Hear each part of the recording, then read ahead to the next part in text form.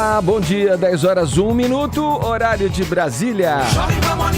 Estamos aqui a postos para entretê-lo até as 11h30 da manhã. Com informação, prestação de serviço, entretenimento, tudo isso aqui na nossa revista radiofônica, o Morning, que entra no ar nessa terça, dia 19 de dezembro, hein? Ah, não, acabou, hein? O Príncipe e a Masmorra, depois de 2 anos e meio, o herdeiro de uma das maiores empreiteiras do país sai da cadeia em Curitiba e vai cumprir pena domiciliar em São Paulo. Quem tem medo de Marcelo Odebrecht, hein?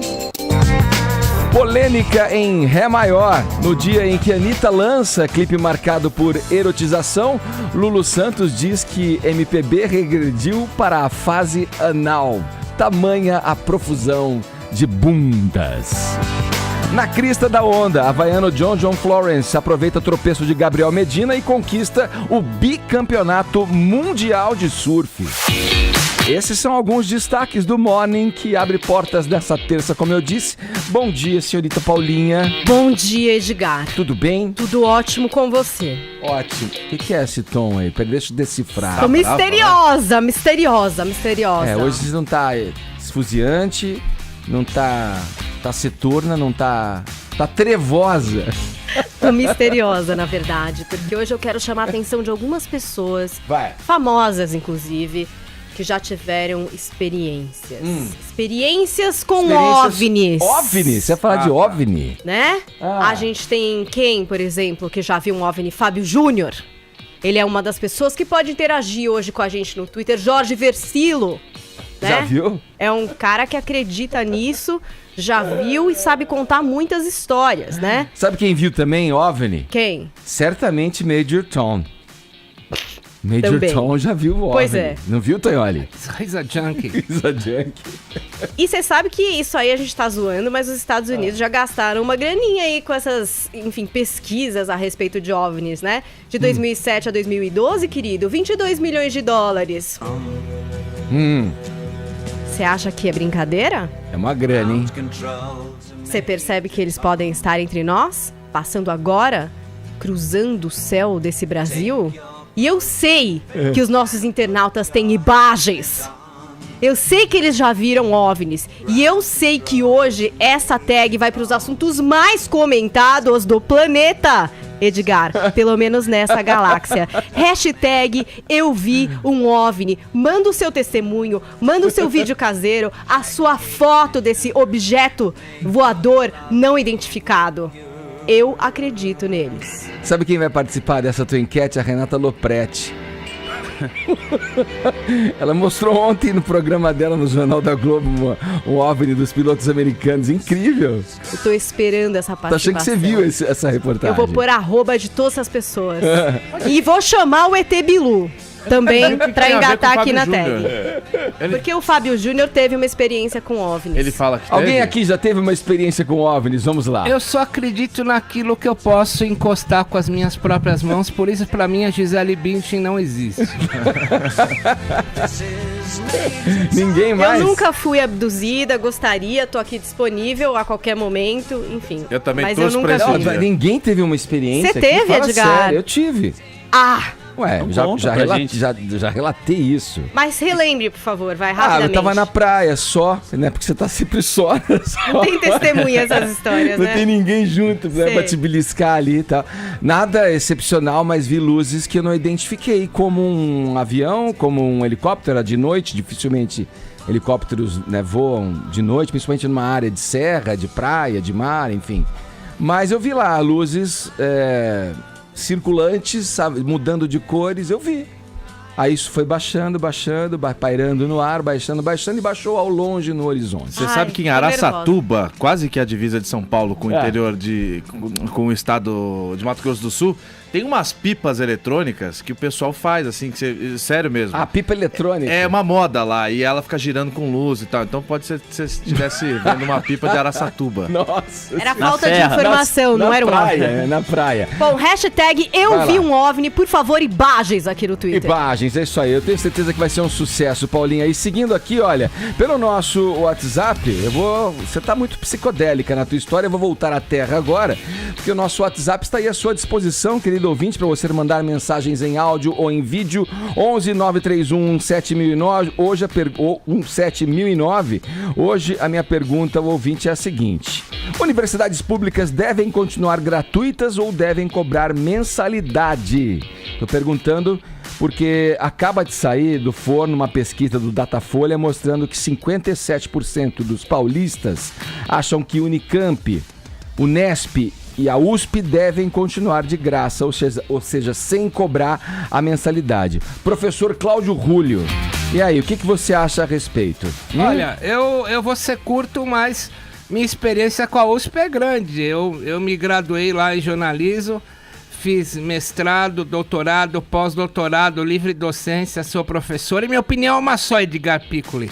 A universidade pública tem que ser cobrada para quem tem dinheiro. A universidade pública tem que ser feita para quem não tem grana. Porque, obviamente, só entram na USP aqueles que fizeram os melhores colégios, o que deixam numa desvantagem tremenda aquele que estudou em colégio público vagabundo. Eu estudei em colégio público vagabundo, mas dei sorte.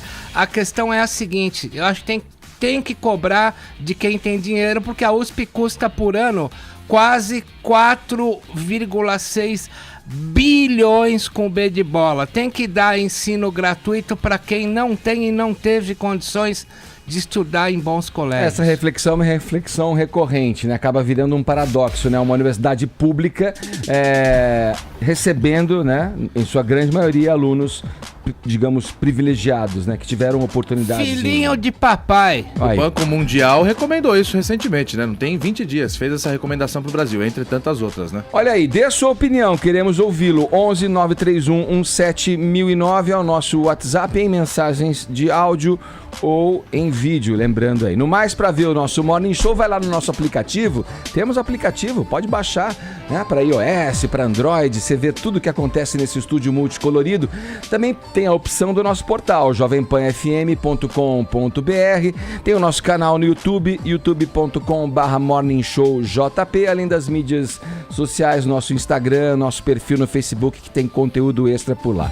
Todos convidados a passarem a próxima hora e meia colados aqui na Jovem Pan, porque o Morning tá apenas começando.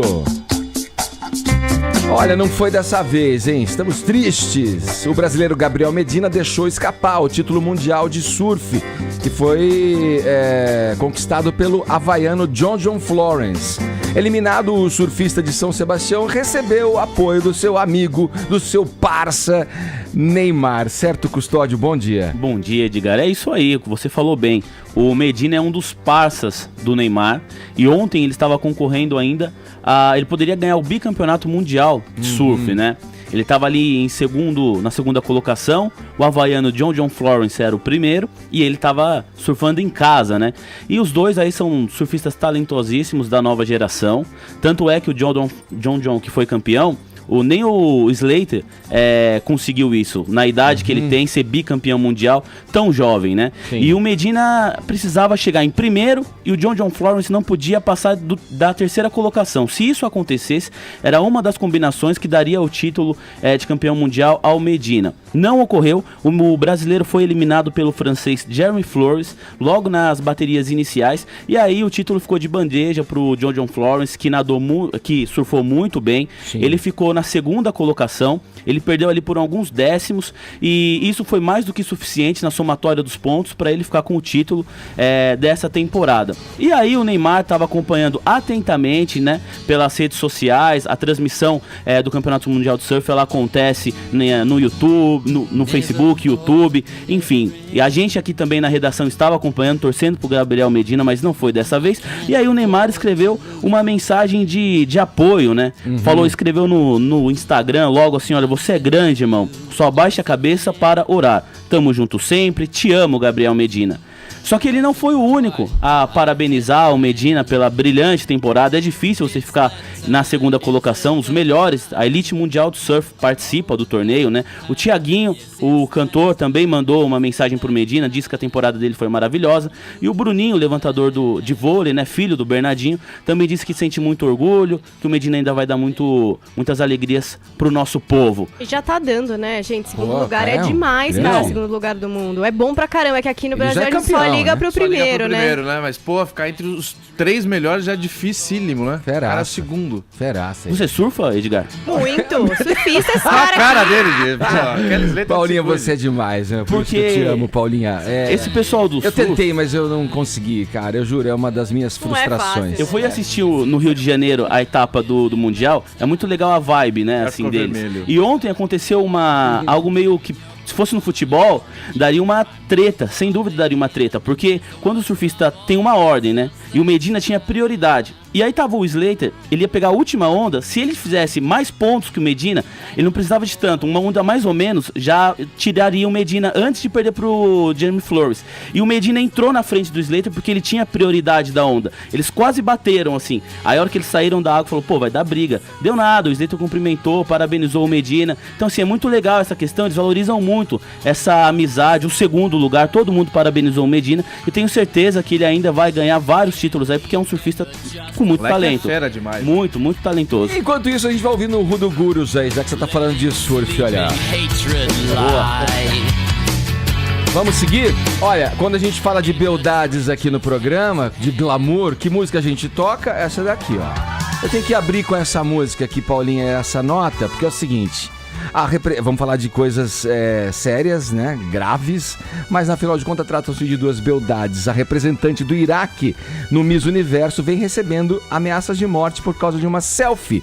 Que história é essa? Conte pra gente, Paulinha. Olha, é uma história que vem se arrastando há um mês, Ed, desde que foi publicada essa selfie no perfil dela, da Miss Iraque, abraçada com a Miss Israel, né? Então a Sarah Eden é a Miss Iraque e a Adar Gassman é a de Israel. Então elas postaram essa foto, essa selfie juntas, já falando o quê? Paz e amor da Miss Iraque e da Miss Israel. Coraçõezinhos. Bom, já quando foi publicada essa foto há um mês, deu o maior balacobaco lá. Porque ficaram do tipo assim, nossa, a Miss Iraque tá postando com a Israel, então é contra palestinos, né?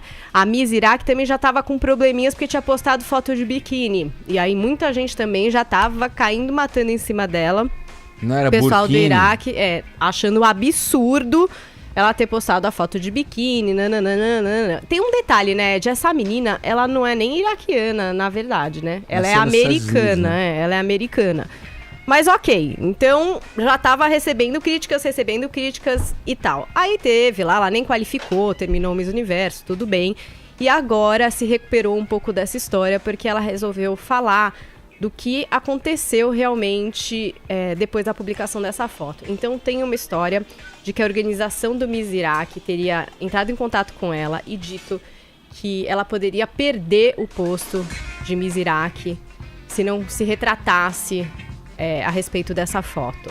Ela chegou a fazer um post depois em texto dizendo que a foto não queria dizer que ela era contra a Palestina e nem que ela apoiasse as atitudes do governo israelense e tal. Isso. Mas ela disse que foi ameaçada de perder o título. Que era, na verdade, pra fomentar a paz, né? Pra essa foi a intenção dela, exatamente. Até ela falou, pô, o Iraque é conhecido por tomar posições extremistas, incompreendidas em todo mundo, né? Postei na melhor das intenções. Mas já teve essa represália da própria organização do Miss Iraque. Aí, depois, o que ela conta? Que essas ameaças, além de acontecerem ali no perfil e tal, chegaram a perturbar a família dela. Então, rolaram ameaças de morte, Edgar. E a família ficou tão apavorada, mas tão apavorada, que meio que foi embora do Iraque. Fugiu. E por isso, ela nem na época quis trazer muita luz para essas ameaças, né? Ela ficou meio quieta ali, tipo, deixa a minha família ficar num lugar a salvo. E agora, esse tempo depois, ela tá falando, enfim, com várias redes lá dos Estados Unidos, com a CNN, a respeito dessas ameaças que ela sofreu, ameaças de vida, ela e a família, por causa de uma foto. dessa selfie, né? E por promover a paz. Não era normal uma Miss querer a paz mundial? Talvez não, hein? Se for a Miss Iraque pode dar problema. Pô, caramba, hein? Né? A paz mundial já não é um consenso pra Miss. Veja bem até onde vai a história, Edgar.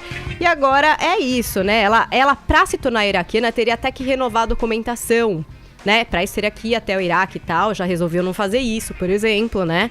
Vai ficar americana mesmo, melhor não mexer com essa história. E não entrou mais no país. O governo não se pronunciou a respeito, né? Tipo, dizer o que a respeito disso? Sofreu ameaça de morte? Não sofreu? Tiveram que sair fugidos? Ninguém falou mais sobre isso. E ela tem falado com as redes de TV nos Estados Unidos e reafirmando que ela não tirou a foto do perfil dela e não vai tirar, porque foi isso, foi uma forma que ela achou importante de se manifestar a favor da paz e é o que ela acredita e não vai tirar a foto e tá lá, mesmo causando toda essa polêmica. Tonholi, observe comigo essa legenda, Peace and Love from Miss Iraq and Miss Israel. Né? Se uma imagem vale por 1000 palavras, o que a gente pode dizer dessa foto? Né? Além do óbvio que temos à frente duas beldades. Bom, o problema dela ser americana e iraquiana ao mesmo tempo remonta a algo que dá pra gente contextualizar rapidamente. O Iraque nunca foi um país islâmico. Saddam Hussein entrou na política em 63. Em 68 ele vira o secretário-geral do Baath el-Baas, que era o partido dominante, e ele se dizia socialista. Tanto que no começo ele fez bem pro Iraque. Ele distribuía riqueza, ele fomentava emprego. E aí o Saddam Hussein, em setembro, você vai entender o ódio pela Miss Iraque. Em setembro de 90 ele invadiu o Kuwait. O presidente Bush, pai, mandou invadir o Iraque em janeiro de 91 pela Operação Tempestade no deserto. Depois que os Estados Unidos invadiram o Iraque para libertar o Kuwait, o Saddam Hussein se declarou um islâmico xiita e começou a falar aquela cascata de combater o grande Satã. E aí depois a população iraquiana, depois que o Saddam Hussein foi enforcado, a população iraquiana começou a falar que tudo que foi feito na outra invasão do Iraque foi a partir de um documento falso de que eles teriam armas nucleares e de fato não tinham. Então o que pesa sobre ela nessa foto não é apenas o fato dela estar ao lado da Miss Israel numa época em que os Estados Unidos reconheceram Jerusalém como capital de Israel, mas o fato do conturbado passado recente que liga os Estados Unidos ao Iraque. E da mesma forma, elas estão sendo pichadas da mesma forma que o Bono Vox começou a ser pichado quando colocava uma estrela de Davi, uma cruz e um crescente islâmico e punha embaixo coexistir. Coexist, que isso na verdade foi o tema de uma das turnês do YouTube, né? As pessoas não aguentam a coexistência, essa que é a verdade. Vamos lá, girando o papo aqui no Morning, o empresário Marcelo Odebrecht ganhou o direito de cumprir pena em casa. Caio, vamos lá, foram 2 anos e meio, né, de prisão, é isso? Confere isso? 2 anos e meio, né? Foram, confere. 2 anos e meio em regime fechado, né? Tava preso lá na região de Curitiba. Ao momento que você ligou a trilha sonora aqui do Morning Show, às 10 horas da manhã, pontualmente, horário de Brasília, Marcelo Odebrecht estava entrando num belo de um carro para seguir para outro lugar para colocar a tornozeleira. Já não tá mais preso. Tá indo botar a tornozeleira e aí deve entrar no jatinho dele daqui a alguns momentos para vir para São Paulo, na região do Morumbi. Ou seja, o cara fez o que fez, está andando num carro melhor do que o seu e vai andar num avião, um jatinho particular muito melhor do que o que você voa para vir aqui para uma casa provavelmente melhor do que a que você mora para cumprir outros 2 anos e meio em regime domiciliar fechado também. Vai ficar 2 anos e meio num regime domiciliar fechado, ou seja, não vai poder sair de casa até a página 2 pelos próximos 2 anos e meio. Até a página 2 porque ele ganhou direito a 2 saídas de casa. Na formatura de uma das filhas dele no ano que vem ele vai poder sair, vai poder ir lá dar um beijo nela e numa outra saída também. Nesse acordo que ele vai para prisão domiciliar, ele tem que ficar em casa pelos próximos 2 anos e meio. Só que ele pode receber visita. Até 15 pessoas, porque também não é tão bagunçado assim. Até 15 pessoas só por 2 anos e meio. Que ele tem que dizer lá pra justiça, olha... tem que fazer uma lista? Tem que fazer uma lista. Olha uma lista VIP lá. Edgar Piccoli, ele vai Paulinha despachar, Carvalho. vai despachar pela empresa. Só que na casa... Edgar Piccoli, Eu falei, nossa, gente, acho que eu não vou estar nessa lista, mas sei lá. Minha mansão está sendo construída em Abu Dhabi. Ele tem que fazer uma lista lá com 15 convidados, porque até 15 pessoas ele pode receber em casa. Mas, nessa mesma casa moram as filhas dele e a esposa. Elas podem receber quantas pessoas elas quiserem, aí não tem problema nenhum. Ele não. Se bater na porta lá, campainha, eu vim visitar o Marcelo. Opa, você não tá na lista, não pode entrar. Não, eu vim visitar a esposa. Na prática, entra aí. Essa lista não vale nada, então. Mas e agora? E agora? Enfim, o Marcelo Odebrecht ele tá sendo bem temido porque tem toda uma confusão acontecendo. O ex-presidente do Grupo Odebrecht, Newton Souza, está sendo acusado pelo Marcelo Odebrecht por várias coisas, porque é o seguinte, ele já foi presidente da Odebrecht, depois o Marcelo, quando o Marcelo cumpriu 6 meses de prisão, teve que abrir mão da presidência, entrou Newton Souza. Depois disso entrou o pai do Marcelo Odebrecht, Emílio Odebrecht, que é o atual presidente do grupo. Ele abriu mão da presidência, que seguiria até o fim do ano que vem, vai abrir agora, vai largar a presidência em abril. E o mais cotado para entrar de novo na presidência é o Newton Souza, que está sendo acusado por Marcelo Odebrecht. Outro sujeito que está num conflito aí com o próprio Marcelo Odebrecht é o cunhado dele, um dos cunhados dele. Deixa eu pegar o nome dele, que é o Maurício Ferro. Tem toda uma questão com ele também, ele está acusando de que o Maurício procurou o ex-advogado Márcio Tomás Bastos, durante a gestão da Dilma Rousseff, para procurar o então ministro da Justiça, para ter informações privilegiadas na Lava Jato, brecar a Lava Jato, tá uma confusão toda. O Marcelo Odebrecht vem com tudo, tem informações privilegiadas, como já prestou no depoimento com o Moro agora no começo do ano, então é uma situação que ainda pode dar bastante rebuliço, Edgar. Falado, Caio. Bom, outro homem-bomba do Brasil, da Lava Jato, também pode voltar para casa. José Maria Trindade, conte para os nossos ouvintes aqui do Morning Show de quem é que eu tô falando. Bom dia para você aí em Brasília. A excelência Lúcio Funaro, o doleiro, né, que sacudiu o país. Olha, Edgar, como diz um amigo meu, Zé Ramalho, né, nas torturas toda a carne se trai, normalmente, comumente, fatalmente, felizmente, displicentemente o nervo se contrai. Olha lá. Peraí, Trindade, peraí. Brincadeira, e hoje eu nem coloquei a trilha do Zé Maria aqui no programa, pô, eu sempre faço isso. Hoje merecia, hein, Zé? Então vai agora, ó.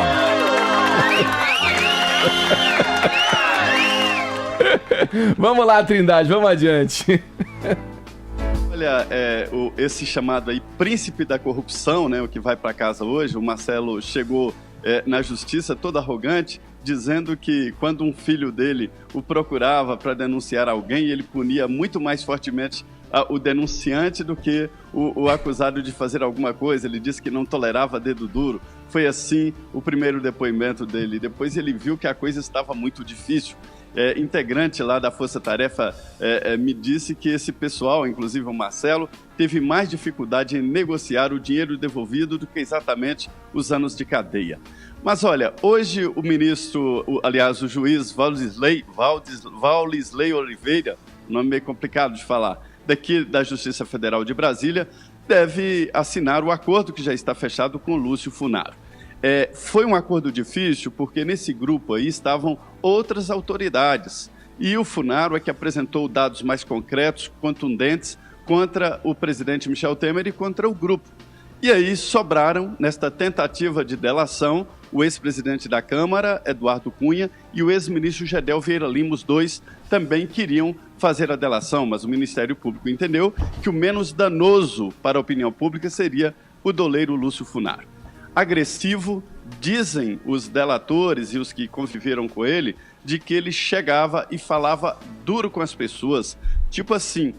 um dos acusados que estava com câncer, ele falava: você está com câncer no fígado, mas eu vou comer ele assim mesmo. Era assim. E dizia também que colocaria fogo na casa se não houvesse o pagamento da propina. E ele falava em nome de outro político agressivo, Eduardo Cunha.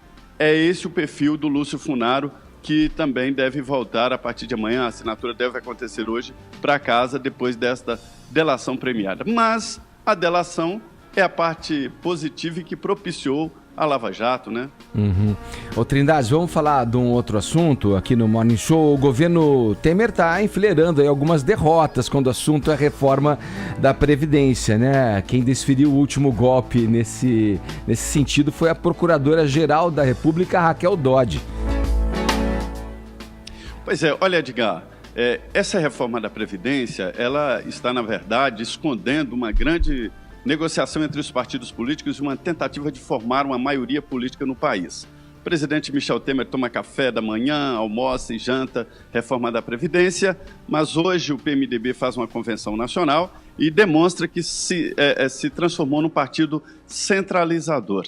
Para você ter uma ideia, antigamente qualquer um podia ser do PMDB e oposição, governista e tal, e tudo bem, agora não. O Jarbas Vasconcelos, um tradicional do PMDB, foi punido 60 dias de suspensão partidária por votar diferente da decisão partidária. Então há esse movimento em torno da reforma política, aliás, da reforma da Previdência. Só que, no mérito, esta reforma enfrenta um inimigo muito poderoso aqui, que é a burocracia, a nata da burocracia do país. Eles tomaram conta do país, sequestraram o país. São os maiores salários. O Banco Mundial indicou que 76% dos salários no Brasil são pagos a servidores públicos, né? E as aposentadorias vão no mesmo nível. E é esse pessoal que quem quer a reforma da Previdência enfrenta aqui em Brasília. E a Procuradora-Geral da República, Raquel Dodge, ela representa isso. Essa reforma vai pegar o Ministério Público, procuradores e funcionários, e é por isso que ela vai contra a reforma e usa exatamente a Justiça, que também tem a tendência aí de ser contra a reforma. Então, é mais uma dificuldade e mais uma derrota para o presidente Michel Temer, sim. Boa, Trindade. Um abraço, hein? Muito bem, obrigado. Bom dia, Edgar. Bom dia a todos. Tá aí, Zé Maria Trindade falando com a gente lá de Brasília. Vamos lá, o Tonholi. A respeito do que o Zé falou aí do você quer retomar, na verdade, né? O assunto do funário, né?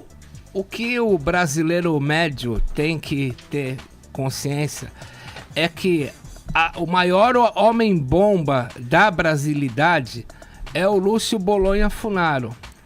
Ele foi doleiro no escândalo do caso Banestado, quando se remetiam bilhões e bilhões para os Estados Unidos a partir da agência do Banestado de Foz do Iguaçu. Ele fez delação premiada no caso Banestado, esse caso é de 2003. Depois, no caso do Mensalão, do PT e do PP, o Lúcio Bolonha Funaro fundou uma empresa de fachada chamada Garanhuns, em que o operador do Mensalão, o Marcos Valério, usava ele para mandar milhões para outras pessoas. Aí ele entra, obviamente, no esquema do Petrolão, e o que se fala até hoje é que ele foi o grande doleiro do Eduardo Cunha. Agora, para eu encerrar e colocar mais uma conexão, vocês vejam que ele opera como doleiro de políticos desde pelo menos o ano de 2003.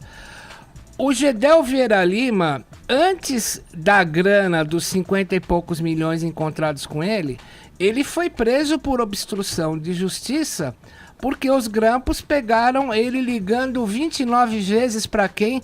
Para a mulher do Lúcio Bolonha Funaro pedindo para ele não entregar o PMDB. Então eu diria para você que é muito tênue o fio que separa o Lúcio Bolonha Funaro do presidente Michel Temer. Ô Tonholi, deixa eu fazer uma pergunta pro Tonholi, Edgar. É uma pergunta prosaica, mas acho que muita gente tem dúvida, principalmente gente jovem que tá vendo agora no noticiário o termo doleiro girando de lá pra cá. O que um doleiro faz? Tá, você tem que pensar o seguinte, o que um doleiro faz... As pessoas imaginam que um doleiro, ele manda dólares para fora. A gente só viu num caso recente em que você viu dinheiro vivo correndo daqui para lá. Essa conexão. Você tem o Gedel, a mala de dólares. Você tem o nosso amigo que foi preso, Loures. o Loures, com 500 mil. E você tem o Sérgio Cabral, que fez uso de um doleiro, que aliás foi presidente do sindicato dos astrólogos, para comprar joias e enviar isso fisicamente. Agora, o doleiro, ele não trabalha com dinheiro de fato. Ele tem conexões. Então você fala assim, olha, eu quero uma grana minha numa conta na Suíça. Quanto você vai me cobrar de porcentagem? O cara fala assim, olha, é tal. Então ele dá um telefonema e uma pessoa deposita numa conta, um contato dele deposita lá e ele ganha a porcentagem por cima. Ganha aqui. Então é que nem jornalista, eles têm fontes.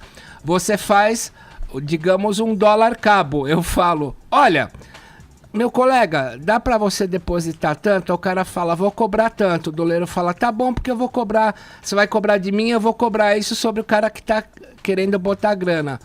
O doleiro faz via amigos o depósito de lá. É uma rede de ajuda.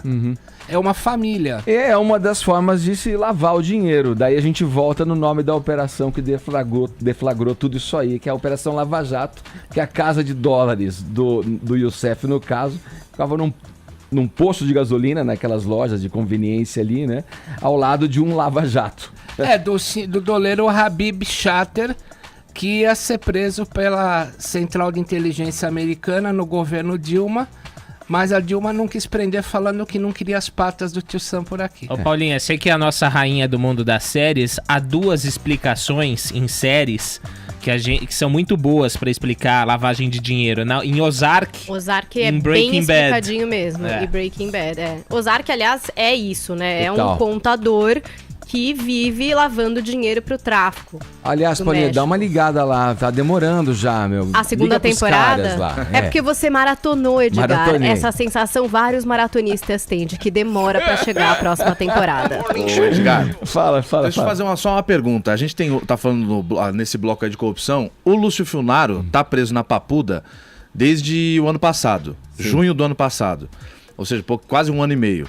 O Marcelo Odebrecht está 2 anos e meio preso também. Se chega alguém para vocês, para cada um de nós aqui, para cada um que estiver ouvindo, fala assim, olha, é o seguinte, você vai ganhar dinheiro pra caramba, vai ganhar mais assim milhões, não vai se preocupar nunca mais com a conta de luz, mas nunca mais. O máximo que vai acontecer é você ficar 1, 2 aninhos preso e quando você sair você vai ficar mais um pouquinho de tempo numa baita de uma mansão que essa grana que vai te colocar na cadeia vai te deixar ali, vai te comprar e tal. Compensa ou não compensa? Você virar e falar, pô, vou ter uma vida de rei em troca de 1 ano de Pra mim, liberdade. não. Essa resposta é óbvia. Pensa, meu, você Olha, tá Não, pra gente de Caio, bem não, mas pra justiça não é a imagem que se Eu passa. sei o que você pô, quer o crime dizer. compensa. Você quer dizer que é branda. A pena é branda, a lei é conivente, os processos todos nos trâmites acabam favorecendo essas pessoas que incorrem em É malefício. barato, não sai barato? É um ponto aí, Isso. Não sai barato? Sai barato. Porque agora o cara vai voltar pra mansão, fica lá com a tornozeleira, mais 2 anos Pô, mas tá tranquilo, tranquilo, né? Tonholi, responde essa pergunta do Caio. Não tá tranquilo. Te garanto que não tá tranquilo. Tá ruim? O psiquismo do cara tá totalmente destruído. E o Sérgio Cabral, por exemplo, só vive tomando Frontal e Rivotril. A fenda psíquica que fica nesses caras Na família, né? É muito verdade, difícil. não, tem razão. Coitado do Cabral. Agora eu fiquei também. Não, tem uma coisa que tocado acontece, aí. porque cada uma é emagrecida, né? Ficam em forma, né? É, coitado, o Com Cabral fitness. deve estar meio com o psicológico abalado. Ele vai dormir com pesadelo, coitado. Agora 10 horas 34 minutos, horário de Brasília. Vamos pro Rio de Janeiro agora. O ex-governador Sérgio Cabral admitiu pela primeira vez que pediu diretamente a um empreiteiro dinheiro para fins pessoais. Rodrigo Viga, apesar da confissão, ele negou que se tratasse de propina, né? Quer dizer, esses eufemismos, que nome ele usou, né? Para dar para essa ação de dinheiro que ele recebeu. Bom dia para você aí no Rio de Janeiro. Fala, é de jato d'água. Tranquilo? Não? Tô tranquilo, e É o você? cara de pau, né? Como diria o outro, é um carcará sanguinolento. É né? um carcará sanguinolento. Carcará sanguinolento. Jesus. Mas meu amigo... Viga, Olha, alô, eu vou Viga, fazer uma Viga. propaganda aqui. Cadê Lembra Viga? da- Tá Tô ouvindo? vivo? Tô te ouvindo. Ok. Tô vivo Pode seguir, aqui. Viga. Tá me ouvindo? Você lembra de um produto chamado óleo de peroba, rapaz? Enfim, não sou de fazer merchan não, mas enfim, pra quem tem cara de pau, tem cara dura como o nosso nobre Cabral, meter um óleo de peroba ali ia ficar bacana, ia ficar bonito. Afinal de contas, ele admitiu pela primeira vez que recebeu grana, recebeu dinheiro de um empreiteiro, desses vários envolvidos em esquema de corrupção, propina e coisa e tal. E aí, ele chamou, sabe o que? Você está perguntando qual é o eufemismo que ele usou, meu caro Ed Lava Rápido? Ajuda a empreiteiro. Ajudinha, tá bom. Pediu uma ajuda para reformar a casa do operador, o Carlos Miranda. Salvo engano, o Carlos Miranda é esse que ele vive chamando de amarra cachorro. Tipo assim, não faz nada, então bota ele para amarrar cachorro. Com todo respeito a esses que passeiam com seus dogs aí pela Avenida Paulista, em ruas de São Paulo, do Rio de Janeiro e de todo o Brasil. E usou também esse dinheiro para reformar, para dar um tapa na casa da ex-mulher. Eu nunca vi um ex-marido tão bom com uma ex-mulher como o Sérgio Cabral, viu, meu caro Ed Lava Rápido, Ed Jato d'Água, porque ele bancava conta de gás, luz, telefone, condomínio, enfim, mensalmente a mesadinha dela, da Suzana Neves, a ex-mulher, girava em torno aí de 50 a 100 mil reais. E os pais de Sérgio Cabral, segundo um dos delatores, também botavam um din-din no bolso, ou seja, talvez não soubessem a origem do dinheiro, mas quando você ganha do filho 100 mil reais por mês, esse é aquele filhão, né, que toda mamãe e papai querem ter, né, meu caro Ed Lava Rápido? Acho que se procurar na caderneta de anotações do Cabral, deve ter lá as porcentagens todas que ele desviava de todas as obras que aconteciam no estado do Rio de Janeiro. Tinha lá esse para papai, esse para ex-mulher, esse para filhinho, esse para atual mulher. Quer dizer, já estava tudo certinho ali, né? Era joia de 800 a 1 milhão de reais para a mulher atual, ex-primeira-dama que está voltando para casa, né? Era 10 mil reais para o filho mais velho, 5 mil reais de mesada para o filho mais novo. Era um Papai Noel, né? Com dinheiro meu, seu, de todo mundo. E meu caro Ed Lava Rápido, um detalhe importante, viu? Até agora, as autoridades aqui do Rio de Janeiro já monitoraram 500 milhões de reais em propina recebida, movimentada por Cabral e sua quadrilha. Eu sou daqueles que acham o seguinte, viu, Ed Jato d'Água, se encontraram 500 milhões, pode multiplicar, no mínimo, mas no mínimo, no barato, por 10, para se chegar ao resultado real de quanto foi operado e quanto foi desviado, viu, Ed? Acho bem realista, frente aos números que a gente anda vendo por aí, a tua estimativa, Vigar. Os caras quebraram o estado do Rio de Janeiro. Quebraram o segundo estado mais rico do Brasil. Pô. Ô, Viga, vamos girar o assunto. O ministro Gilmar... Gira, roda, gira. Vamos lá, o ministro Gilmar Mendes, do Supremo Tribunal Federal, mandou soltar nessa segunda-feira a mulher do ex-governador Sérgio Cabral. Essa que a gente acabou de falar, Adriana Anselmo. Com base em quem, Viga? Diz pra gente. Meu caro Ed Lava Rápido, com base em argumentos que já foram usados anteriormente, de que aquela velha história, viu, Ed? Entre outros argumentos, um dos principais é o fato de o casal, né, pai e mãe, estarem presos e aí tem que ficar com filhos que são menores de idade.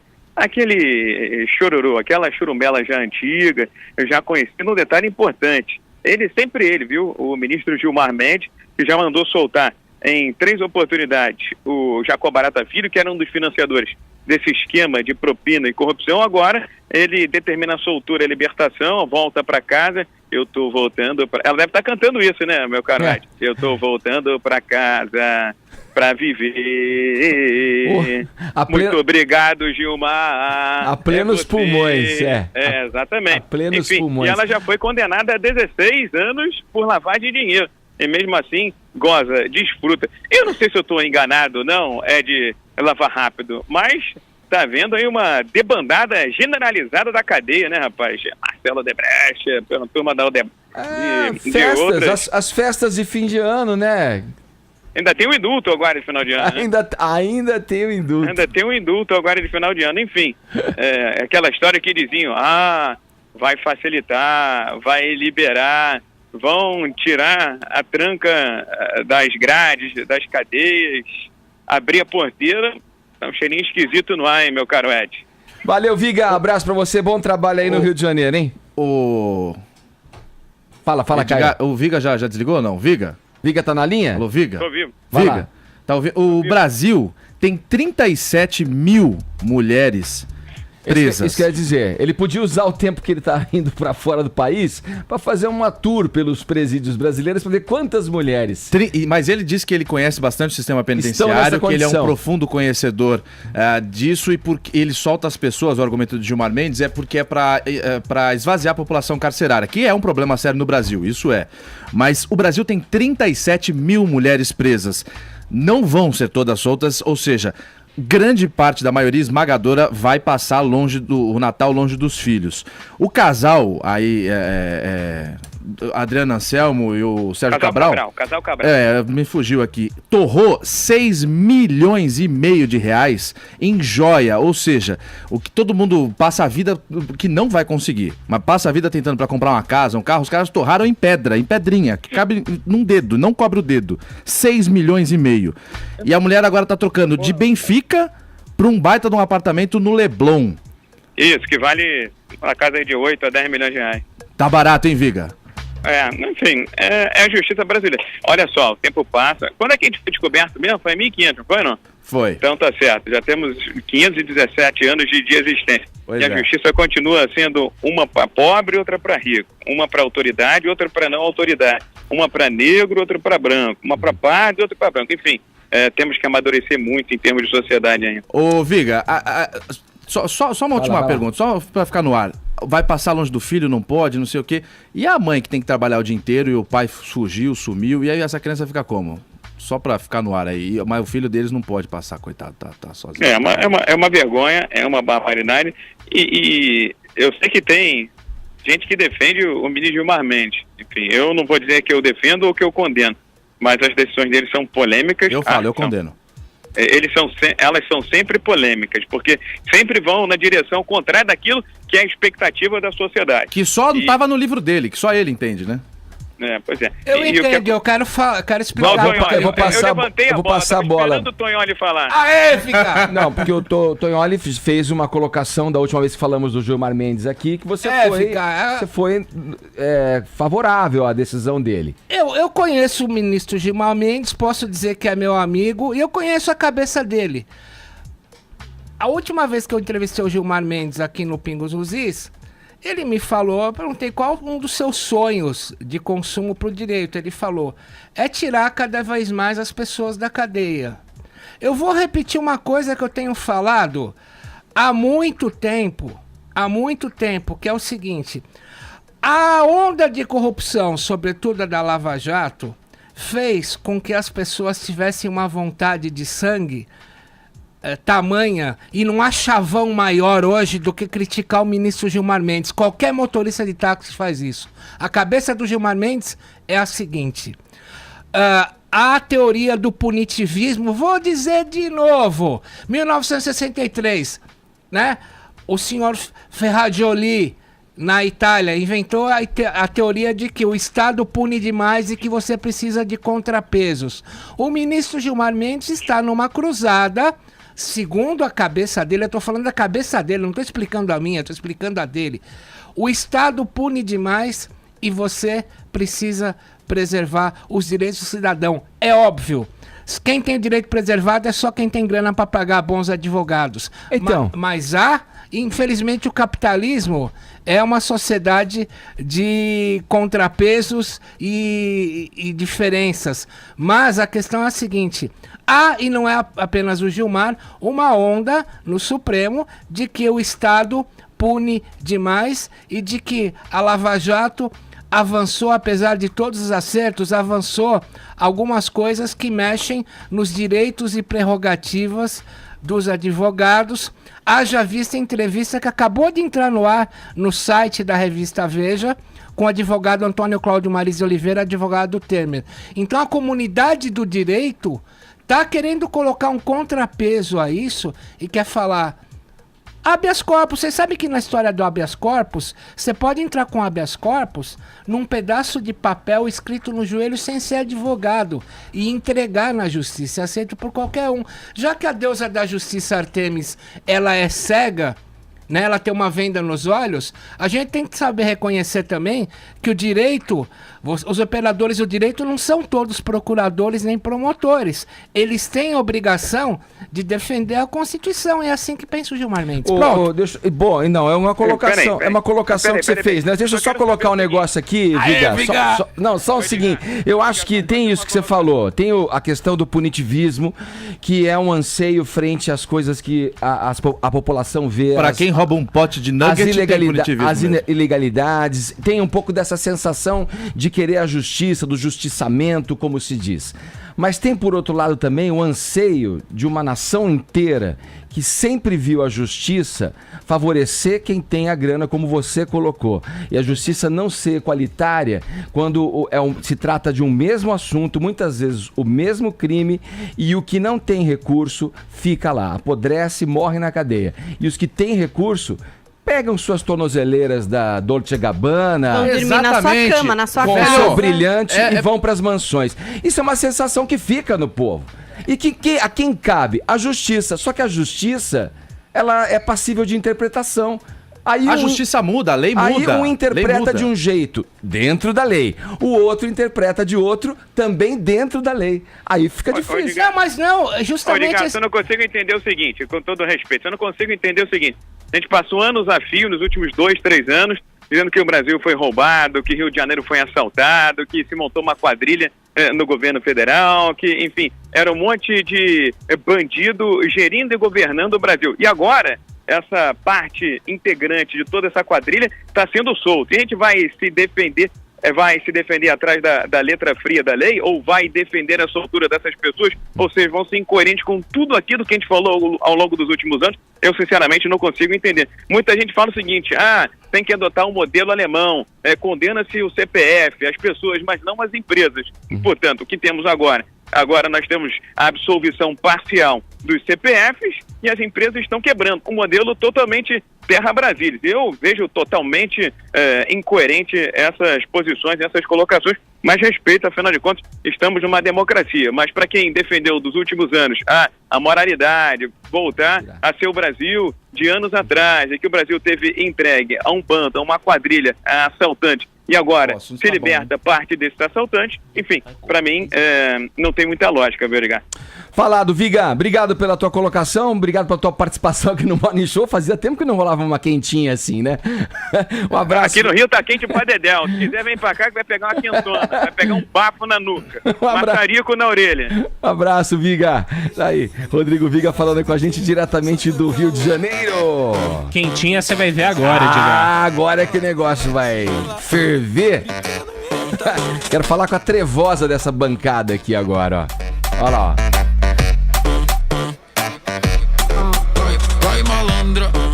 Olha lá, esse é o hit da Anitta. Eu destaquei aqui no começo, na abertura desse Morning Show, que o Lulu Santos fez uma crítica à música brasileira. Ele disse que a MPB regrediu para a fase anal. Isso mesmo. Detalhe, ó. Bem no dia que a Anitta lança um clipe, digamos, caliente, para ficar ali numa expressão mais... fervendo, né? De salão, né? A gente tá ouvindo aqui ao fundo, Vai Malandra. É tudo que não vai malandra, né? A gente pode convidar pra mesma festa o Lulu e a Anitta, Paulinha? Cara, eu acho que a Anitta tiraria de letra, tá? Com qualquer pessoa em qualquer sala, porque ela não é dessas que se abate com críticas. E eu também acho que o Lulu, na verdade, foi bastante esperto. Esse post que ele fez no Twitter, né, dizendo, caramba, é tanta bunda, polpa, bumbum, granada e tabaca que a impressão Adorei que dá... essas expressões, hein? Deu variedades. Os sinônimos de bunda, olha, polpa, bumbum, granada, tabaca. E aí ele mandou, né, que a impressão que dá é que a MPB regrediu pra fase anal. Hein? Ele fez esse post de manhãzinha, tipo 8h57 da manhã de ontem. Então, às 8h57, Ed, o que a gente sabia sobre esse clipe da Anitta? A gente não tinha tanta ênfase, a gente tinha um teaser, que eu até mostrei aqui no Morning Show de manhã, né? Mas, Paula, peraí, um clipe feito na laje, com aquele fita isolante, da marquinha, que já tinha falado um monte. O que a gente podia esperar desse clipe? Não, é isso que eu tô querendo dizer. Ele já tinha visto um teaser... Vou pondo mais um sinal, né? Zanfa. O teaser já dava a linha do que seria o videoclipe. Então, assim, sei lá, será que ele postou no mesmo dia refletindo sobre o clipe que ia sair? Fica a dúvida, né, Edgar? Aí começou uma puta discussão na internet, né? A galera já achou que era arrecadão pra Anitta. Então os fãs da Anitta, quem curte funk, começou a discutir ali com o Lulu Santos, que gosta de responder também. Então ele começou a lembrar, por exemplo, que ele levou o Mr. Catra pro Rock in Rio, né? Começou a argumentar. Teve um post que ficou famoso, que foi do @Mortelli. Ele disse: a MPB não regrediu, amore, só tá mostrando a realidade de uma classe que sempre foi excluída. Isso sempre existiu, mas no passado os holofotes estavam em cantores classe média que cresceram dentro do apartamento e escreviam música dentro do condomínio. Vixe. Deixa a favela ter voz.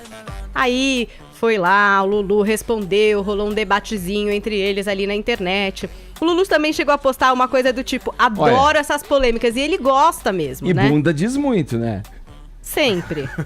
Vou falar, Jorge. Ainda mais essa, né? Da mulher que tá bombando na música, porque a Anitta tá gigante, isso não dá pra negar. Ela tá enorme, não é só aqui no Brasil, tá com rumo na carreira internacional. Esse clipe bateu 500 mil visualizações em 20 minutos, queridos. Não é fácil, não é pra qualquer um. Eu tô fazendo um remix aqui entre Vai Malandra e Lulu Santos, tá? Que maravilhoso. E aí, em algum momento, mais pra noite, pro fim da tarde ali, o que é que aconteceu? O Lulu resolveu esclarecer de que as críticas que ele fez ao estilo Pitty não eram direcionadas pra Anitta. Do mesmo jeito que a Pitty não quis falar com a Cláudia Leite, o Lulu foi lá e disse o seguinte: que fique bastante claro que minha opinião sobre as letras escatológicas, pessoal, intransferível e soberana, nada tem a ver com a Anitta, de quem gosto e a quem respeito, muito menos com as periferias onde se continua fazendo excelente arte e vida. Respeito, grato. Agora, no meio de tudo isso, que eu achei mais maravilhoso é que eu acho que foi uma jogada de marketing do Lulu Santos. Porque depois de levantar essa lebre, depois de debater com o povo, ele posta uma assim, ó: aproveitando a fita pra avisar que o álbum Funk Canta Lulu, do DJ Sunny Pitbull, com Tati Quebra-Barraco, Bochecha, Valesco Oficial, entre outros aqui que ele cita, e muitos outros, sai no dia 18/3. Tipo, em março eu vou lançar um álbum só de funkeiros cantando Lulu Santos. Diz que o primeiro single sai em 15 dias, com a Tati Quebra-Barraco cantando Chega de Dogma. Tem até um erro aí de digitação do Lulu, mas tá passando. Então eu não sei se o Lulu, ele é muito esperto, ele gosta dessas coisas de polemizar, ele não liga. Se ele não foi lá de manhã e falou: vai sair esse clipe? Eu já sei o que é que vai ter. Vou dar uma cutucada aqui, uma cutucada ali, né? Vou dar uma discutida com a galera na internet, avisar que o meu álbum, um álbum do meu trabalho, cantado com funkeiros, vai chegar, e depois mandou aquele panos quentes dizendo que eu não tava querendo falar nada da Anitta, apesar de ter sido no mesmo dia do lançamento do clipe dela. Eu não sei, e é por isso que eu acho que eles podem ir na mesma festa, entendeu? Porque a Anitta nem vai ligar, né? Você vê que de biquíni na laje de tape, ela não ligou. Que a bunda de celulite no clipe, ela também não ligou. Isso aí achei um ponto positivo. Eu achei dos pontos mais positivos do Brasil. Aplausos para a Anitta por conta de colocar a realidade nua e crua. Essa é a bunda dela? Teve gente que até falou que acha que não é a bunda da Anitta. Não é. Claro que é. Não é. Claro Mostrou ela ali no negócio com adesivo fita lá, como é que é? Biquíni de fita, outra. Deixa eu te explicar. É que ali não tá em close. Luzes e lustrosos olhos podem disfarçar qualquer coisa. Eu não sei. Eu quero acreditar que é, e que ela realmente pediu, que é o que foi divulgado, que não se corrigisse isso, porque dá pra corrigir. Formato do culote. O conhecedor de Anitta, não sabíamos, desculpa. Eu não sei se é ou não é, mas se for e ela pediu realmente pra não ser corrigida, eu achei demais, porque representa muitas mulheres, muitas brasileiras mesmo, que tem celulite sim, e dane-se. Agora tem gente criticando, é aquela velha história, o quanto é empoderamento feminino, né? A liberdade de estar sensual e de usar o seu corpo como bem entender, e de quanto é a visão masculina sobre o corpo feminino, né? A história do cara tocar o pianinho no bumbum da Anitta e tal. Enfim, eu me considero uma pessoa de condomínio, Edgar. Vamos colocar no meu lugarzinho. No carpete? Eu sou criada no carpete, no condomínio, nem carioca eu sou. Sucrilinho. Tá? Então eu vou apenas tentar dar o meu passinho, meio troncho aqui, dançando, porque eu gosto de funk, do som, acho gostoso. Então vai, agora, se é hipersensualizado e tal, eu vou deixar pra internet brigar aqui. Alguém tem uma opinião que quer compartilhar a respeito do clipe pelando da Anitta? Afinal, Tonholi, a Anitta solidária, que é com a comunidade que exibe suas, digamos, protuberâncias, né, no traseiro ali na laje, ela manteve o clipe, né, que deu polêmica no lançamento, porque o diretor, a Paulinha, já trouxe esse assunto aqui. O que você achou, Tonholi? Bom, primeira coisa, sobre o Lulu Santos. Seu Lulu, eu vou contar um bastidor a seu respeito. Se é que você criticou a Anitta, Eita, vou contar uma aqui que ninguém sério? conhece. Sério, Tonholi? Todo Peraí. mundo... Vai. Peraí. Calma.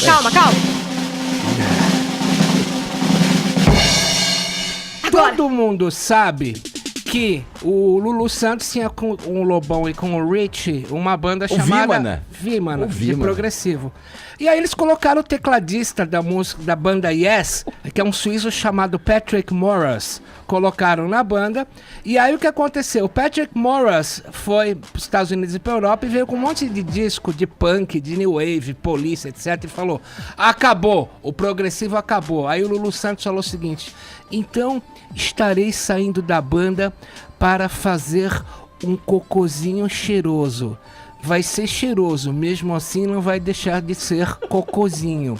Foi assim que o Lulu Santos definiu a sua vindoura carreira solo. Agora, sobre a questão, eu não quero me alongar muito, mas sobre a questão de você exibir bumbuns, a gente vai lembrar que o William Reich, o psicanalista, ele falava que toda vez que você quer reprimir uma sociedade, você reprime a pelvis.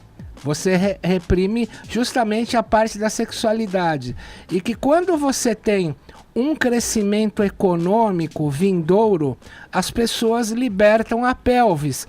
Foi por isso que... Gente, é uma... No final da Segunda Guerra Mundial, quando o produto interno bruto americano, a riqueza americana cresceu 3 vezes, precisou surgir um branco que dançava como negro, Elvis the Pelvis. Olha aí. Justamente um motorista de caminhão que sentava reprimindo a pelvis. Então, toda vez que você tem uma liberação da economia, segundo a teoria do William Reich, é necessário um movimento para liberar a pelvis, haja vista quando o Brasil tinha um crescimento econômico sem par, a gente tinha a dancinha da garrafa e o El Chan. A economia está ali. Então, eu analiso. O bumbum de Anitta representa a volta do crescimento econômico brasileiro. Meu Deus, é a melhor teoria! Reich. Vocês não sabem a honra que é sentar ao lado de Cláudio Rúlio. Explica Elvis, explica El Chan e explica Vai Malandra. Vai vocês aí dizer que não tem nada a ver. Ó, só digo uma coisa, aposto meu 13º que não é a mesma bunda da Anitta. Ela costuma vir aqui. E olha, Lulu Santos, aprenda com Pablo Vittar, até os homens choram. Olha aí, ó. E aqui o primeiro, um dos primeiros, se não o primeiro, aqui ao fundo, se não o primeiro, mas um dos primeiros cocôzinhos cheirosos de Lulu, olha aí, ó. Eu quero crer no amor.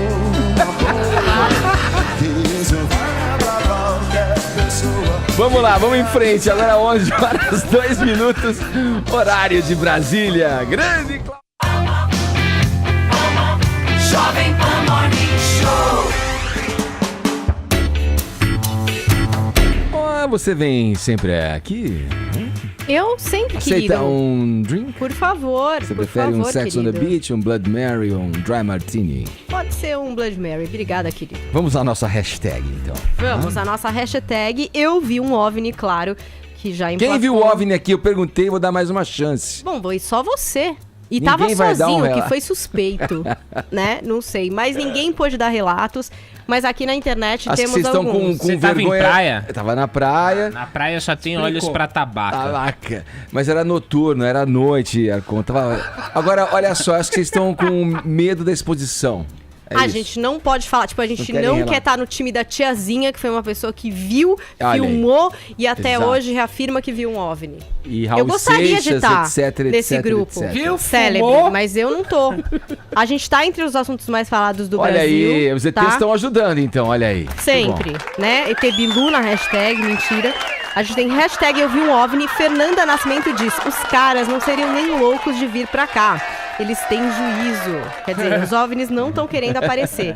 O Washington cita o ET Bilu, uma personalidade, né? O nosso ET particular. Ele diz o seguinte: hashtag Eu Vi um OVNI, mas não entendi muito bem, porque o ET Bilu desceu dizendo pra buscar conhecimento, né? Poucos sabem, mas é isso que o ET Bilu prega. Mas logo depois falou que a Terra é plana, que é uma Olha aí. teoria da conspiração que eu pretendo me aprofundar e contar com a ajuda do Tonholi para fazer uma correlação com a pelvis de Elvis. E a gente tem também aqui o SC Grimaldi Paulista dizendo também que é muita pretensão achar que nesse universão sem fim tenha somente Só a os gente, terráqueos, só né? os Os terráqueos. seres vivos. Logo nós, seres tão perfeitos, né? Você terráqueo que nos ouve aí do outro lado, que está pelas grandes avenidas desse Brasilzão lindo, mas conturbado, você que está ao redor do mundo e também é terráqueo como nós, olha aí, venha conosco, porque agora é hora da gente conferir o que chegou aqui no nosso WhatsApp. A pergunta feita era o seguinte: se as universidades públicas devem continuar gratuitas ou devem cobrar mensalidade? Uma pesquisa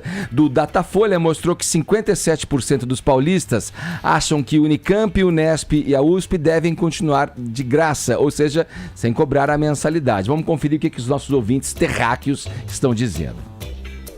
Bom dia, galera do Morning Show. Aqui quem fala é Marcelo, de Americana, São Paulo. Eu também concordo com a opinião do grande Tonholi. Aquele que tem grana, aquele que estudou em escola particular a vida toda, quando entrar numa faculdade pública, deve pagar para ter o estudo. Ao contrário daquele, né, que estudou em escola pública a vida inteira, se entrar numa faculdade pública, esse sim, merece ser isento de qualquer quantia. Beleza? Grande abraço para vocês. Meu nome é Luiz, de São Paulo, e eu queria dizer que a universidade pública tem que ser paga, sim, por quem puder pagar. Ao invés de fazerem essas cotas por cor, tamanho, gordura e outras coisas, fazer uma cota por situação econômica da família. Isso sim vale a pena. Isso sim será uma universidade pública. Bom dia, Morning Jovem Pan. Essa questão da universidade é uma vergonha no país. O cara sofre a vida toda para estudar, aí depois que poderia ter uma chance de fazer uma faculdade, tem que pagar novamente. E o camarada que ficou a vida toda na boa, nas custas do papai, estudando da melhor coisa, vai de graça, que tem mais condições. Isso é injusto. No Brasil, o pobre é pobre para sempre. Bom dia, pessoal do Morning. Ricardo Ferreira, de Piracicaba. Se os formandos nas universidades públicas dessem algum retorno para a sociedade, ok, poderia continuar sendo gratuitas, né? Mas como eles não dão retorno nenhum para a sociedade, tem que cobrar mesmo. E quem não tem dinheiro, universidade gratuita. Um abraço. Bom, é a opinião do ouvinte aqui no Morning Show, né? As pessoas participando e dizendo pra gente, atendendo a nossa enquete aqui pelo nosso WhatsApp. Vamos em frente, o ex-prefeito de São Paulo, Fernando Haddad, vai coordenar a elaboração do programa de governo de uma eventual candidatura do ex-presidente Luiz Inácio Lula da Silva.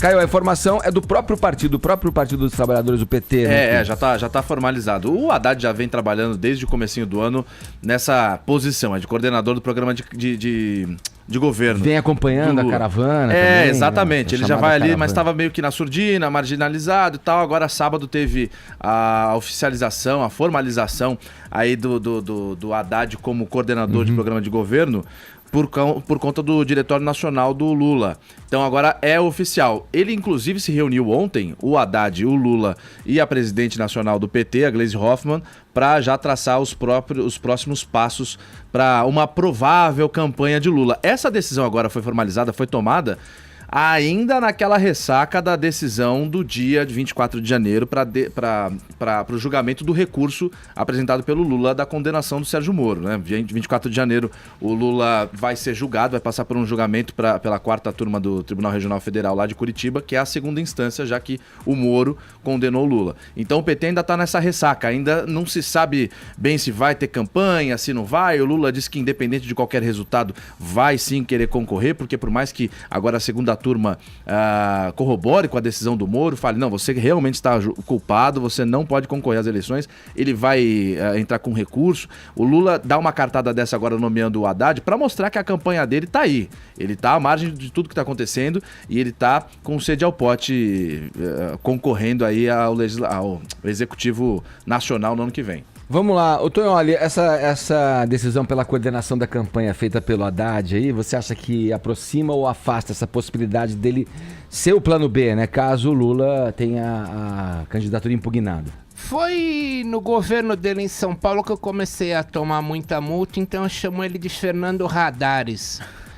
O senhor Fernando Radares, deixa eu te dizer, a gente sabe que o senhor está sendo muito sondado para o Senado. Algumas pessoas falam que você poderia vir a ser o vice do Lula, mas na verdade a gente sabe que há um temor no íntimo do PT que deu uma avançada naquela operação chamada Cifra Oculta, deflagrada em junho de 2017, na qual a construtora UTC foi acusada de botar grana na campanha do Radares, fazendo uso do deputado petista Chico Souza, isso no ano de 2012. Então, você colocar o Fernando Radares de vice de Lula seria uma operação de risco. Volto a dizer, o vice do Lula será o senador PMDBista Roberto Requião, acredite em vocês. Porra, e o Jacques Wagner? Não. Roberto Requião. Falado. Vamos em frente. Seguindo aqui no Morning Show, agora é hora de falarmos do quê? Do quê dela? Essa grande atriz brasileira, Suzana Vieira. Paulinha. Das maiores. Das Sua melhores. mãe, na verdade. Das mais humildes. Gostaria. A Suzana Vieira, olha só, ela tranquilizou os fãs depois que teve uma internação aí às pressas no Rio de Janeiro. Custódio vai dizer pra gente o que ela teve e como é que tá a situação da Suzana Vieira. Olha, Edgar, ela já tá totalmente recuperada. Na verdade, foi um grande susto. Ela tava em um voo, voltando de Miami aqui para o Brasil, e ela teve uma trombose na perna. E aí foi socorrida às pressas, logo ali mesmo no aeroporto, foi encaminhada ao hospital. E aí muita gente ficou preocupada, é uma grande atriz, ela já tem 75 anos, né? E os fãs aí ficaram preocupados, pensando que poderia ser algo mais grave, né? Sim. E aí ela usou o Instagram dela, ela fez uma mensagem, colocou um coração gigante, agradecendo o carinho dos fãs, a preocupação. E aí ela agradeceu as mensagens, disse que é impossível responder todo mundo, são inúmeras mensagens de apoio. E aí disse o seguinte também: aproveito para tranquilizar a todos e dizer que estou no hospital com um procedimento de segurança, apenas para me recuperar o mais rápido possível, mas em breve estarei em casa, se Deus quiser. Vou dormir muito feliz. Então assim, não foi nada demais, realmente só um susto, Edgar. Olha aí. E acho que trombose nas pernas, você tem que ficar deitadinho, assim. Você não pode ficar se movimentando, porque é tipo um coágulo que não pode se soltar. Desculpa a minha ignorância, eu achei que trombose só era na perna. Pode ser em outro lugar. Não, pode dar no braço. Pode ser? Sim, pode. Mas o mais perigoso mesmo é quando é na perna, exatamente porque pode se soltar esse coágulo e trazer algum problema. Bom, que bom que tá tudo bem com ela, né? Vieira. Que bom, né, que tá tudo bem com ela. Vai ficar lá, mas vai ficar ótima, Suzaninha. Estamos te esperando aí com algum outro personagem incrível que renda muitos memes. Agora 11h17, horário de Brasília.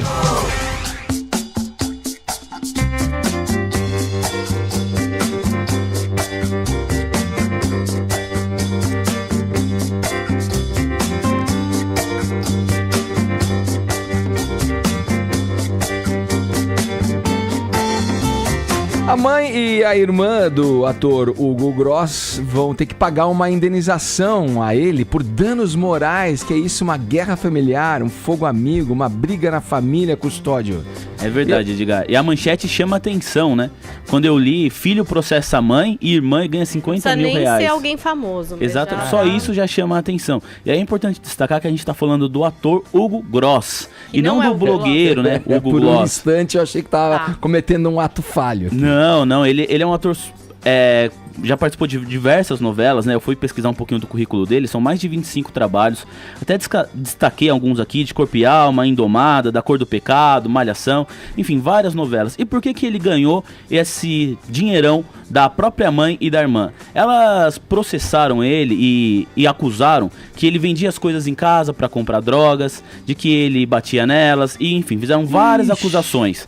E ele entrou na justiça para provar que a própria mãe e a irmã mentiam. E aí a Desembargadora Maria Isabel Paes Gonçalves, do Tribunal de Justiça do Rio de Janeiro, disse que ele estava certo, acreditou na inocência dele, ele conseguiu provar que todas essas histórias, né, elas eram inventadas, e foi ela que sentenciou R$50 mil. A juíza destacou o seguinte, que o ator vivenciou situações constrangedoras com a exposição de sua vida particular. Então, por tudo isso, ele vai receber essa bolada dos próprios familiares. Mas a polêmica envolvendo o nome do ator não termina aí, Edgar. A ex-mulher dele, a Jéssica França, acusa o Hugo Gross de que ele contratou pessoas para bater nela. E ela já postou, isso foi acho que uns 2-3 anos atrás. E ele também disse que vai lutar para provar sua inocência também neste caso. Então é um ator bastante envolvido em polêmicas, e essas polêmicas fizeram com que a gente não reconheça de primeira o rosto dele. Mas ele participava todos os anos de novelas da TV Globo. A última foi em 2011. E aí desde então começaram, né, essas histórias, e ele se afastou aí da telinha. Você sabe, quando a acusação é tanta e que vem de diversas fontes diferentes, o santo desconfia também, ó. Fica meio esquisito, né? Sei lá, nem conheço o cara, não vou ficar julgando o cara, mas... família já é uma entidade meio problemática, a mulher né? que acusa o cara de pegar. A mãe que, pô... A irmã, acho que o cara vendia as coisas em casa pra comprar drogas, né? Tem gente, né, que é meio Nelson Rodrigues, família é bom só no álbum. Olha lá, no álbum. E com uma família dessa, você não precisa de inimigos também, tá não, bem né? tranquilo, está sendo processado geral. Ó, que família, hein, Edgar? Uma família do barulho, né? Nossa, barulho é pouco.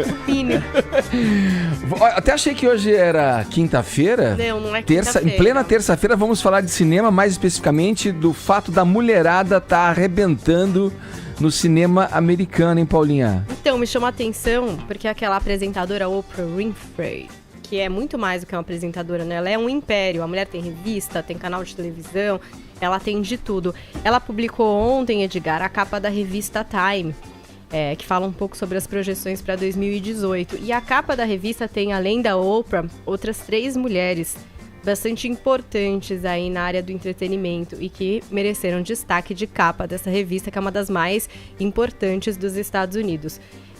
Na verdade, todas essas mulheres estão envolvidas num filme novo da Disney que se chama Uma Dobra no Tempo e que tem um lançamento em março do ano que vem. É uma produção fantástica aí da Disney, baseada num livro da Madeleine Lang, e que conta a história de um pai que é um pesquisador sobre viagem no tempo, né? Ele pesquisa a possibilidade de se viajar no tempo e ele acaba se perdendo, né? E aí você tem um grupo de crianças, a filha dele, enfim, e comparsas que vão viajar no tempo para encontrar o pai. E aí vão conhecer algumas entidades mágicas, não sei como chamar, Ed, que são interpretadas exatamente pela Oprah Winfrey, pela Reese Witherspoon e pela Mindy Kaling. Eu já falei da Oprah aqui, e essas outras duas também estão na capa acompanhando a Oprah. Então, a Reese Witherspoon, que é aquela atriz loirinha, né, que já fez desde filmes bobinhos em que ela fazia advogada legalmente loira, até coisas mais importantes, né, recebeu até Oscar pelo papel dela junto com o Joaquin Phoenix, naquela produção sobre o Johnny Cash. Ela é hoje uma das produtoras mais importantes da televisão e do cinema nos Estados Unidos. A minissérie pela qual ela brigou junto com a Nicole Kidman, Big Little Lies, é um grande sucesso, não só de público, mas também de prêmios. Então é um nome muito importante hoje, a Reese Witherspoon. Não é mais só uma loirinha de legalmente loira. E tem também a Mindy Kaling, que talvez alguns aqui não estejam associando o nome à pessoa, mas ela fazia uma personagem na série The Office, a Kelly Kapoor. Ela também é redatora dessa série, coprodutora dessa série, e ela tem um programa na Fox que é só dela, uma série que ela criou e protagonizou que chama The Mindy Project. Então, 3 mulheres superpoderosas. E aí, tem mais uma figura na capa, que é a diretora Ava DuVernay. Essa mulher foi quem dirigiu Selma. Você se lembra desse filme? Edgar, emocionou muito no Oscar quando tocou a música tema do filme, né? Conta a história do Martin Luther King para garantir o direito de voto dos negros nos Estados Unidos. Ela também é a diretora de um documentário que ficou muito famoso, Constituição, a 13ª Emenda, que traz aí também uma história a respeito de uma alteração na Constituição dos Estados Unidos, com essa 13ª Emenda, que segundo o filme foi uma forma de manter ali os trabalhos braçais mesmo após a abolição da escravidão. Então, quer dizer, 4 mulheres super poderosas, cada uma ali dentro da sua etnia e encabeçando um dos projetos mais ambiciosos do ano que vem nos cinemas. E hoje a gente tem o lançamento de um clipe, de um trailer, né, que se fala, de um dos filmes mais esperados também, um blockbuster previsto para o ano que vem, que faz parte de uma franquia conhecida por ser protagonizada por homens. 11 Homens e um Segredo. Você se lembra? Esse filme de 2001? Sim. Né? George Clooney, Brad Pitt, até a Julia Roberts já participou, mas dessa vez são 8 mulheres e um segredo, Edgar. Então a gente vai ter aí como protagonista a Sandra Bullock e a Cate Blanchett. E vai na mesma vibe dos filmes anteriores, então elas são ladras que planejam roubar um colar super precioso e tal, e para isso escalam um time de super poderosas ladras, digamos assim, né? Então você tem também a Helena Bonham Carter nesse elenco, a Anne Hathaway, a Sarah Paulson, a Rihanna e a própria Mindy Kaling também tá, e a um nome difícil aqui, hein? Aquafina também. Então quer dizer, um grupo de mulheres substituindo aqueles caras lindos, né? Aqueles bandidos que a gente estava acostumado, agora estaremos com mulheres à frente dos filmes. E acho que é uma briga boa pro ano que vem, né? Essas mulheres executivas aí, produtoras, trazendo o protagonismo feminino também nos cinemas. Ainda mais com essa história de assédio e tudo mais, acho que os grandes estúdios estão mais propensos a abraçar a causa, mesmo que seja para estarem politicamente corretos. Vamos ver como é que o público vai abraçar, né?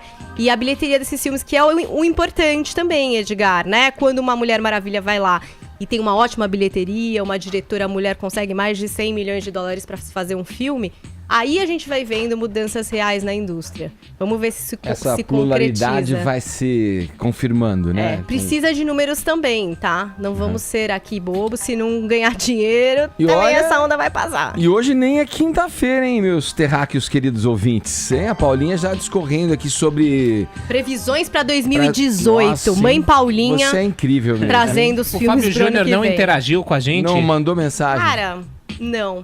Eu achei estranho.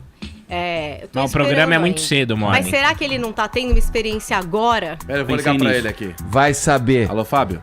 Temos aí Vencedor um hoje? vencedor para Temos, o sim. tuiteiro vencedor, Paulinha? Olha, eu adorei esse nome, @Matebala. Aê! É o nome da pessoa no Twitter. E assim a gente encerra mais uma edição do nosso Morning Show. Prometo voltar amanhã às 10 da manhã com essa turma toda aqui, ó. Muito obrigado pelo prestígio e pela audiência. Tchau.